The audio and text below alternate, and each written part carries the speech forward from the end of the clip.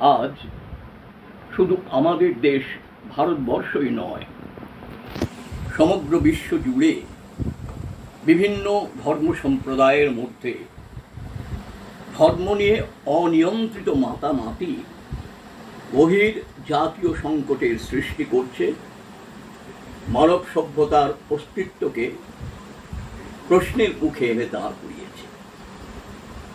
অবশ্য সুখের কথা, এখন শিক্ষার বিস্তৃত প্রসারের ফলে বেশিরভাগ যুবক যুবতীদের ধর্ম নিয়ে বিশেষ কোনো মাথা ব্যথা নেই। তবুও কোনো কোনো সময়ে ধর্মের দোহাই দিয়ে রাজনৈতিক স্বার্থ পূরণে যুবশক্তিকে কাজে লাগিয়ে অশান্তির সৃষ্টি করছে কেউ কেউ। বিশেষত হিন্দু ধর্ম সম্বন্ধে নানা জনের মধ্যে যে বিভ্রান্তি দেখা দিয়েছে, তা থেকে মুক্ত হয়ে স্বাধীন এবং সচেতন চিন্তার আশ্রয় নেওয়া আমাদের আশু কর্তব্য বলেই মনে করি। আমি দেবপ্রসাদ মুখোপাধ্যায়, ৮৬ ছোঁয়া এক প্রাক্তন শিক্ষাপ্রতি। ইতিহাস আশ্রয়ী হয়ে নিজস্ব অনুভবের মধ্যে হিন্দু ধর্মের প্রকৃতি সম্পর্কে যে ভাবনা উঠে এসেছে তাই পরিবেশন করছি এখন।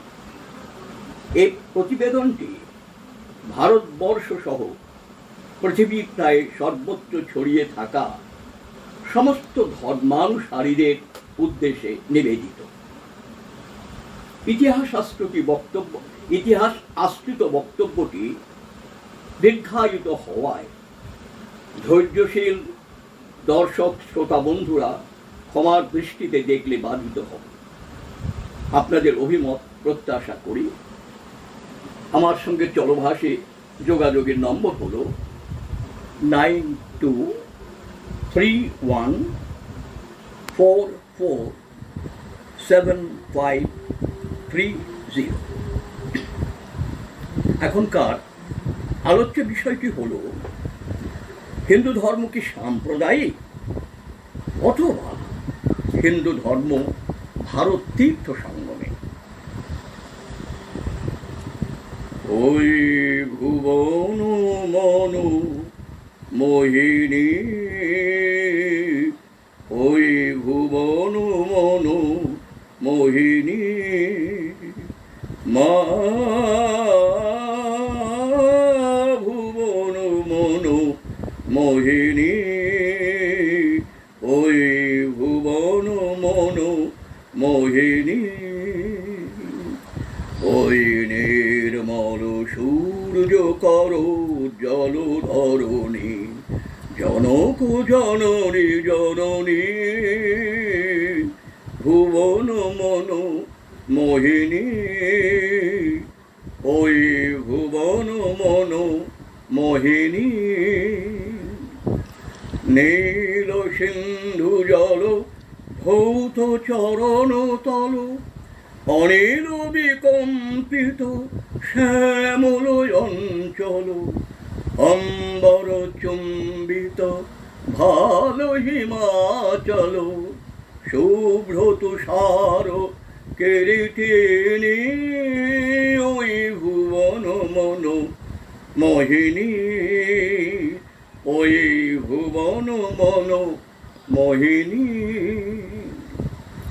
প্রথম প্রভাত উদয় তব গগনে, প্রথম শ্যামরব তব তপবনে, প্রথম প্রচারিত তব বন ভবনে, জ্ঞান ধর্ম কত কাব্য কাহিনী, চিরকল্যাণময়ী তুমি ধন্য, দেশ বিদেশে বিতরিত অন্ন, জাহ্নবী যমুনা বিগলিত করুণা, পূর্ণ পীযূষ স্তন্য বাহিনী, ওই ভুবন মন মোহিনী, ওই ভুবন মন মোহিনী। এই ভুবন বনমোহিনী রূপিণী দেশই হলো ভারতবর্ষ, আমাদের বড় আদরের জন্মভূমি। ভারতবর্ষ শুধুমাত্র একটি ভৌগোলিক সংজ্ঞা নয়, প্রাকৃতিক আবেষ্টনে ঘেরা একটি ভূখণ্ডই নয়, এটি এমন একটি সত্তা যা বাতাসের মতো শতপ্রবাহিত এক অদৃশ্য অনুভূতি। ভারতের সংস্কৃতি হল মিশ্র সমন্বিত সংস্কৃতি, সামূহিক ছন্দে গাঁথা। শখ হুন্দল পাঠান মোগল এক দেহে হলো লীন। এছাড়া আরো কত নাম না জানা জাতিসত্তা ভারতের মাটিতে মিশে একাকার হয়ে গেছে। তাদের নিজ নিজ সংস্কৃতির জলসিঞ্চনে ভারতের মাটিকে করেছে উর্বরা। তাই শত বিভিন্নতা বৈচিত্র্য থাকা সত্ত্বেও এক জাতিসত্তা গড়ে উঠেছে এখানে। প্রশ্ন হচ্ছে, ধর্ম কি? মানুষের ধর্মই বা কি?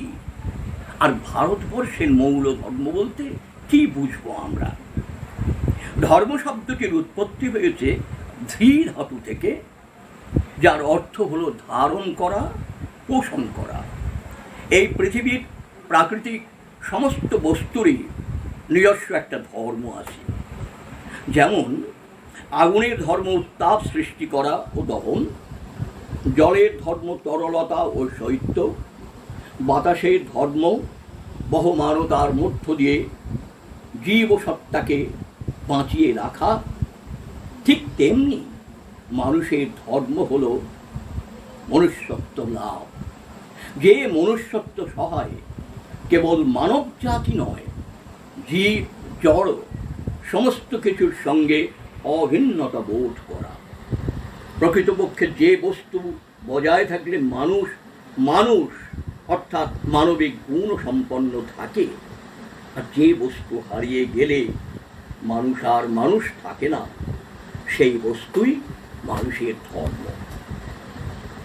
ধর্মের মূল উদ্দেশ্য যদি হয় ঈশ্বর বা পরম সত্তাকে লাভ করার চেষ্টা, তা সফল হলে মানুষের মধ্য থেকে সমস্ত রকম বৈর ভাব কেটে যাবে, মানুষ সুস্থিত হবে। ঈশ্বরকে আমরা চোখে দেখতে পাই না, কেবলমাত্র মনে মনে ভাবতে পারি। এই ভাবটি হলো স্বচ্ছ ও নির্মল। এর জন্য প্রয়োজন চিত্তশুদ্ধি, আর চিত্তশুদ্ধি হলেই কোনো নৈষ্ঠিক কর্মযাপনার প্রয়োজন দেখি না। সেই অন্তরে ধর্ম বাসা বেঁধে বাস করে। এই সত্য হিন্দু, বৌদ্ধ, ইসলাম, খ্রিস্টান, জৈন, শিখ, পারসিক, এমনকি নিরেশ্বর লোকধর্মেরও সার কথা। ঈশ্বর লাভের পথের পাথেও হল ভক্তি, গভীর আত্মবিশ্বাস, সত্যনিষ্ঠা, পবিত্রতা, সহিষ্ণুতা, শান্তি, সাম্যভাব, অন্য ধর্মের প্রতি শ্রদ্ধা, সম্মান এবং আন্তরিক ভালোবাসা। উপনিষদ বা বেদান্ত অর্থাৎ সমগ্র বেদ শাস্ত্রের উপলব্ধিজাত সত্য জ্ঞান বলেন, ধর্মপ্রাণ ব্যক্তির বুদ্ধি নির্মল অর্থাৎ নির্বৈর নিরহংকার। সেই কারণে নিরাকার ব্রহ্ম বলুন, আল্লাহ রসুল বলুন, গড বা জিহ্বা যাই বলুন না কেন, তাকে লাভ করা সম্ভব। ব্রহ্ম বা ঈশ্বর তো এক। এই বিশাল সৃষ্টির প্রকাশে তিনি বহু হয়েছেন। ওম মন্ত্রে যে তিনটি বর্ণ সমন্বয়, অ উ ম, তা তো সমস্ত কিছু ঐক্যের দোতনা করছে। ব্যক্তিগত অভিজ্ঞতায় বলতে পারি, হিন্দু, খ্রিস্টান, ইসলাম, বৌদ্ধ, জৈন, শিখ সমস্ত ধর্মযাপনার কেন্দ্রে অর্থাৎ মন্দির, মসজিদ, গির্জা, গুরুদ্বারা, সেখানে ভক্তেরা গভীর নিষ্ঠার সঙ্গে প্রার্থনারত। আত্মসমর্পণের অপূর্ব চিত্র। আমি বহু ভক্তের চোখে দেখেছি জল, শুনেছি আরতির কান্নার আওয়াজ। মুসলমান এবং খ্রিস্টান ভক্ত সমাজ নামাজ বা প্রার্থনা শেষ করেন যথাক্রমে আমিন বা আমেন বলে। শব্দ দুটির মধ্যে কি ওম ধ্বনির স্পন্দন অনুভব করা যায় না? বহু জাতির, বহু ধর্মের, বহু ভাষাভাষী মানুষের দেশ আমাদের মাতৃভূমি ভারতবর্ষ। রবীন্দ্রনাথ একে ভারত তীর্থ বলেছেন। এখন এই ভারতবর্ষে হিন্দু ধর্মের স্থান কোথায়, সে বিষয়টি আজকের আলোচ্য। প্রথমে হিন্দু শব্দটির উৎপত্তি। এ বিষয়ে নানা মত। হিব্রু বা প্রাচীন ফরাসি বা পশতু ভাষায় ভারতবর্ষের নাম ছিল হন্দর, অর্থাৎ গৌরবান্বিত রাজ্য বা দেশ। আর এই দেশের অধিবাসীরা হলেন হিন্দু। জেন্দ ভাষায়ও হিন্দন থেকে হিন্দু। গ্রিক ভাষায় ভারতকে বলা হতো হন্দকোষ, তা থেকে ইন্দোকোষ, ইন্ডিওস, ইন্ডাস এবং শেষকালে ইন্ডিয়া। আবার সিন্ধু নদ বেষ্টিত অঞ্চল বলে ভারতবর্ষ হলো সিন্ধুস্থান থেকে হিন্দুস্থান, কেননা প্রাচীন ফার্সিতে শয়ের উচ্চারণ হ, অর্থাৎ হিন্দু বললে জাতি ধর্ম বর্ণ নির্বিশেষে সমগ্র ভারতবাসীকেই বোঝাত। এমনকি আজও আরব দেশে হজ করতে যাওয়া ধর্মপ্রাণ মুসলমানদের সেখানকার অধিবাসীরা হিন্দুস্থান থেকে আগত বলেই সম্বোধন করে থাকেন। পরবর্তীকালে আর্যাধিকারের পর হিন্দু ধর্ম বললে বোঝাত বৈদিক আর্য ধর্মকে। বেদ, পুরাণ, স্মৃতি, দর্শন, তন্ত্র, উপনিষদ নির্দিষ্ট ধর্ম এবং একই সঙ্গে প্রাক আর্য যুগের ভারতীয় আদিম জনগোষ্ঠীর লৌকিক ধর্ম ও সংস্কৃতির সমন্বিত ধর্ম ও উন্নত সিন্ধু সভ্যতার ধ্বংসাবশেষের মধ্যে পালনীয় লৌকিক ধর্মের নিদর্শন। আর্যরা বেদ নামে এক সমৃদ্ধ সাহিত্য সম্ভার নিয়ে ভারতে আসেন। বেদ অর্থে কিন্তু কোনো নির্দিষ্ট গ্রন্থ নয়, বই নয়। বেদ শব্দের উৎপত্তি বেদ ধাতু থেকে, যার অর্থ হলো জ্ঞান। সুতরাং বেদ হলো কালে কালে আর্য ঋষিদের দ্বারা অর্জিত জ্ঞান ভাণ্ডার, জ্ঞানের চলমানতা এবং সঞ্চয়। এই বেদে মানুষের জীবনচর্যার প্রায় সমস্ত কিছুই আছে। এই বেদ আজ থেকে ৩৫-৪ হাজার বছর আগে এর সৃষ্টিকাল বলে ঐতিহাসিকদের গবেষণা। আর্য অনার্যের সংঘাত ক্রমে কমে এলো। উভয়ের জীবনধারার মধ্যে একটা ঐক্য গড়ে উঠল।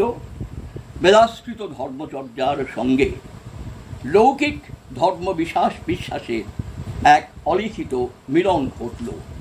ফলে আর্য ভাষা প্রাকৃত বা লৌকিক ভাষার সঙ্গে হাত মেলালো। এই অপূর্ব মিশ্র সংস্কৃতি ও ধর্মের সংমিশ্রণ বিকাশের ফলেই হিন্দু ধর্ম গড়ে উঠল। পরবর্তীকালে ষষ্ঠ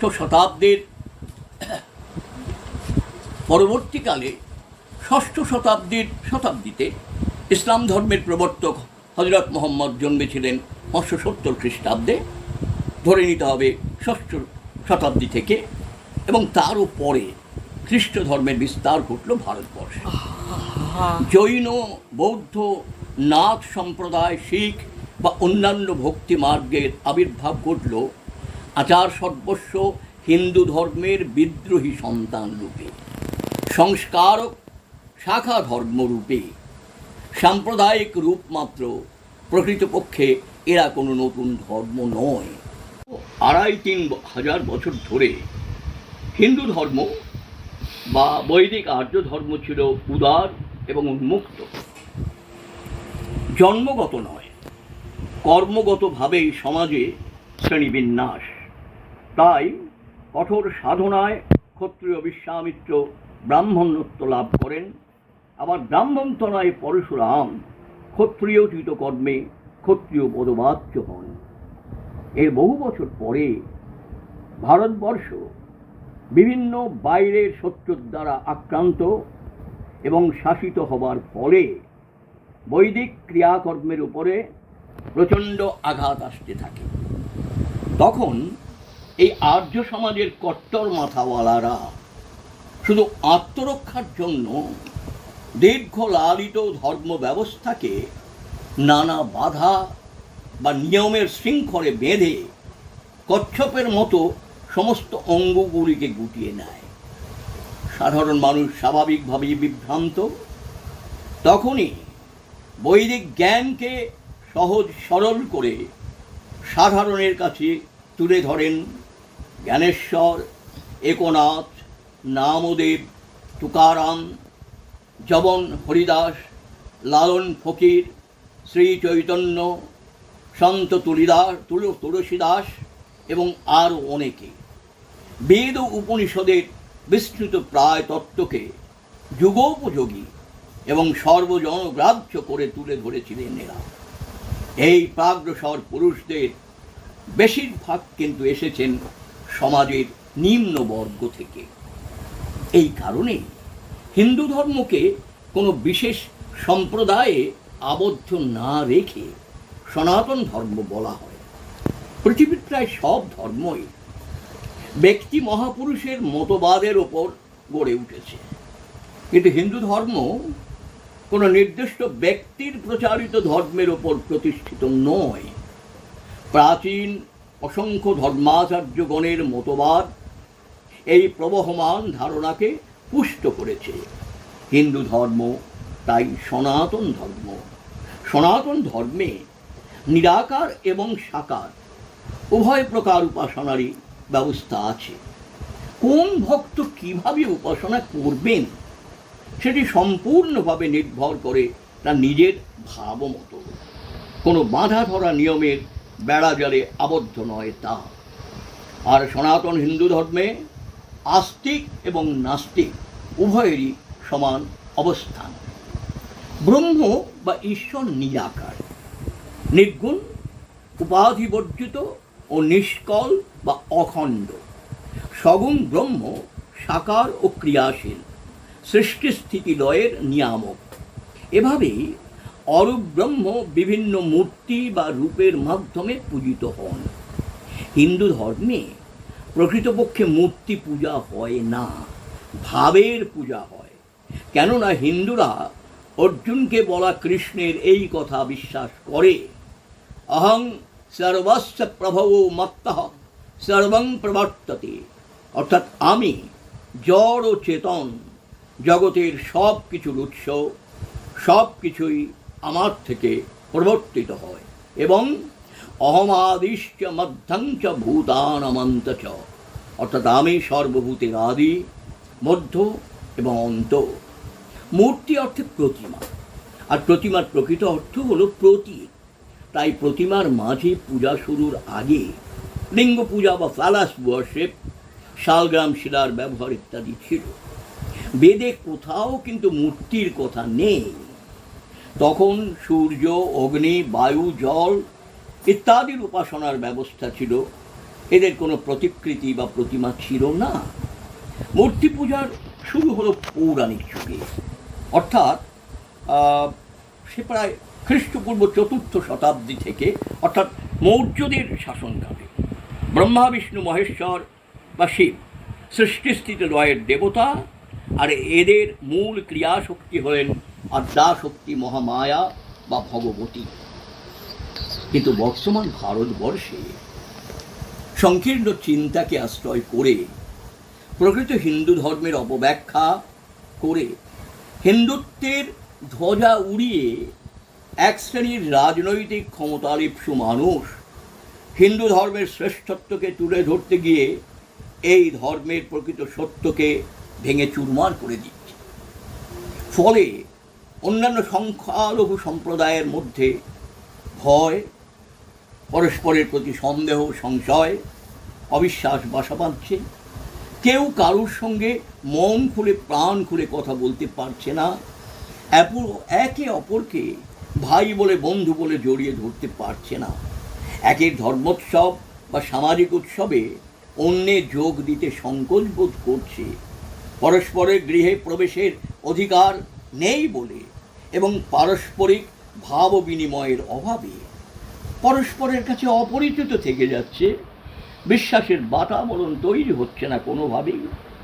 তাই তো রবীন্দ্রনাথ শ্রী পিয়ারসনকে একটা পত্রে লিখেছিলেন, এটা বাংলা অনুবাদ বলছি আমি, অভিন্ন আশা আকাঙ্ক্ষার ভিত্তিতে প্রকৃত অর্থে সৎ ও আন্তরিক কিছু মানুষ যদি একটি প্রতিষ্ঠানের মধ্যে একত্রিত হন, তাতে সেই প্রতিষ্ঠানের সকলেরই মঙ্গল। কিন্তু যদি সেই প্রতিষ্ঠানের চরিত্রই এমন হয় যে খাঁটি বিশ্বাসজাত ঐক্যের বদলে নিছক বাহ্যিক অভ্যাসজাত কতগুলি সাদৃশ্যের ভিত্তিতে মানুষকে একজোট করে, তাহলে অবধারিতভাবেই সেই প্রতিষ্ঠান ভণ্ডামি আর অসত্যের ভাষা হয়ে উঠবে। তখনই খিড়কি দরজা দিয়ে শয়তানকে ডেকে আনার পথ প্রশস্ত করে। মূল কথা ধর্মোন্মাদনা নয়, ধর্ম চেতনা, অর্থাৎ তদ্গতভাবে আত্মোপলব্ধির মধ্যেই প্রকৃত ধর্মের সার নিহিত। বাহ্যিক চাকচিক্য বা লোক দেখানো কতগুলি আচারের মধ্যে নয় কখনোই।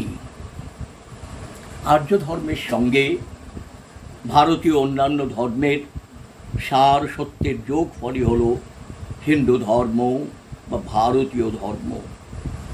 এই ভারতীয় সংস্কৃতি অর্থাৎ ভারতের সমাজ জীবন, শিল্পকলা, স্থাপত্য, ভাস্কর্য, কাব্য, সাহিত্য, দর্শন, শিক্ষা, জ্ঞান, বিজ্ঞান, সঙ্গীত, নাটক, নৃত্যকলা, পোশাক পরিচ্ছদ, খাদ্যাভ্যাস, গৃহনির্মাণ কৌশল ইত্যাদির পরিপুষ্টির পেছনে হিন্দু রাজা এবং বহিরাগত শকুন ইত্যাদি জাতির সঙ্গে সমানভাবে রয়েছে মুসলমান শাসক এবং নাম না জানা শ্রমজীবী মানুষের দেহের ঘাম রক্ত ঝরানো কঠোর শ্রম আর মেধার অবদান।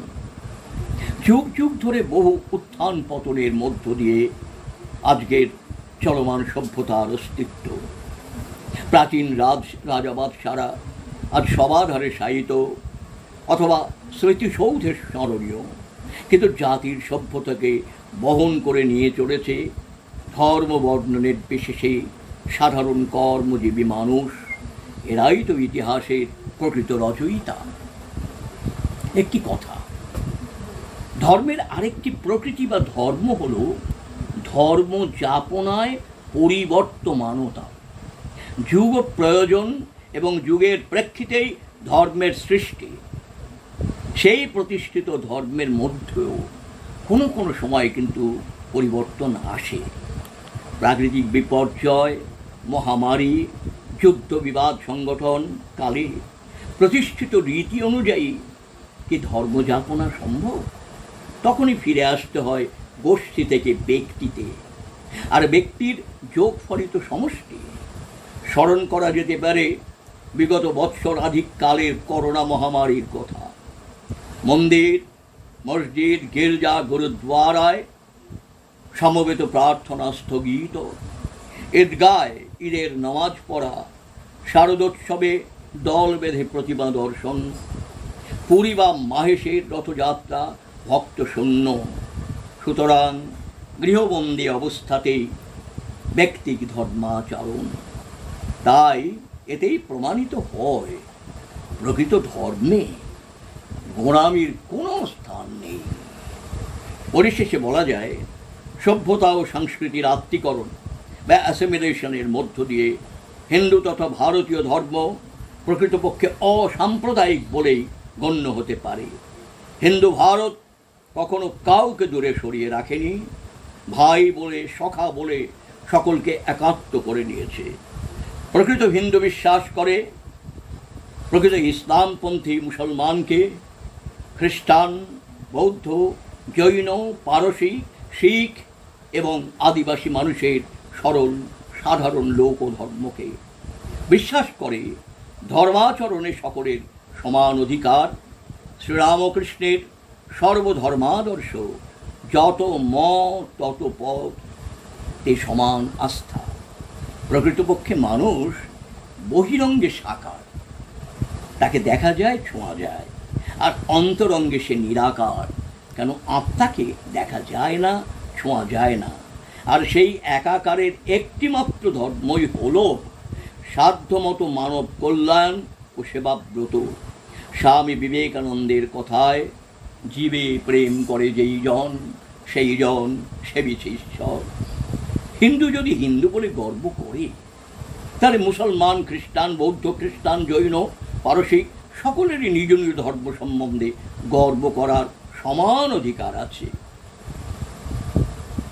কুলগত, ধর্মগত বা জাতিগত কতগুলি সংস্কার বা রীতিনীতি, বাধ্যবাধকতা থাকে, এগুলোকে যথাযথ মর্যাদা দিয়েও নিজ নিজ ধর্মের প্রতি এই গভীর অনুরাগকে সঙ্গে নিয়ে একটি মানসিক বিস্তারের মধ্য দিয়ে যদি সকলে নিজেদের হেন্দ বা ভারতের অধিবাসী হিসেবে একাত্ম বোধ করে, তবেই তো সকলে ঐতিহাসিক সত্যের অনুগামী হবেন। তবেই তো বিশ্বকবি রবীন্দ্রনাথের স্বপ্ন পূরণের মধ্য দিয়ে ভারত হয়ে উঠবে বিশ্বমানবীর মহামিলন ক্ষেত্র, এই ভারতের মহামানবের সাগর তীরে। নমস্কার।